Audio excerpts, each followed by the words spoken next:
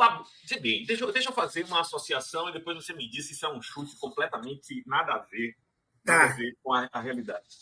O protestantismo ele chegou ao Brasil na segunda metade do século XIX. O protestantismo chega ao Brasil na segunda metade Sim, do século XIX, muito ligado a figuras, não é? A ingleses, a americanos que vêm para cá americanos. e trazendo sua espiritualidade e sua fé com uma pegada. Aí acontece esse lance, né, dos avivamentos que estão, o despertamento, e aí chega também um bando de missionários querendo fazer um proselitismo entre o pessoal que era católico e para a expansão do protestantismo no Brasil. Isso se dá na segunda metade do século XIX, mas é a primeira metade do século XX, que é o espaço das grandes disputas. Né? Sim. Primeira metade do século XX, o protestantismo se expande, e, sobretudo, com a presença da Assembleia de Deus, que é uma denominação que surge no início do século XX e que tem um poder e uma expansão muito significativa, mas que vai se dar ali na metade do século, principalmente. Mas, veja, durante a segunda metade do século XIX e quase praticamente todo o século XX, os protestantes eles tinham uma relação com a política muito limitada, muito limitada.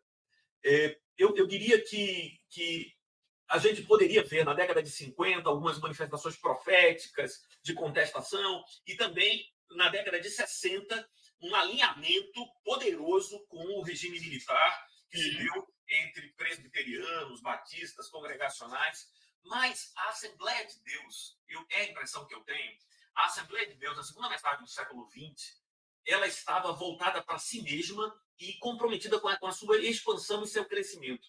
Era um lugar de piedade quase que distante das relações com as preocupações seculares. É isso que eu tenho a impressão. Mas o século XXI trouxe uma transformação em todos os segmentos e aí a gente vê um envolvimento. E aí está a minha heresia, viu, Erlon? Eu acho que o século XXI está para a Igreja Evangélica Brasileira, assim como o século IV está para a Igreja Cristã. É um período de alinhamento com Constantino, nós nos alinhamos com Constantino, e agora nós temos ministros do Supremo Tribunal Federal, não é? Nós temos uma bancada evangélica poderosíssima, nós temos a Câmara de Vereadores do Recife é dominada pelos evangélicos, pela bancada evangélica. Publiquei até um artigo sobre isso. Criaram aqui o Dia de Combate à Cristofobia, cara. O Dia de Combate à Cristofobia. E eu escrevi um artigo, Erlon, chamado... o título do artigo é alguma coisa como Populismo Religioso e a Quixotesca Batalha da Câmara de Vereadores do Recife. Você está lutando contra moinhos de vento. Está lutando contra moinhos de vento. Entendeu? Cristofobia no Recife. Onde é que tem cristofobia no Recife? Né? Ou no Brasil. Mas, enfim, eu faço esse paralelo para lhe dizer o seguinte.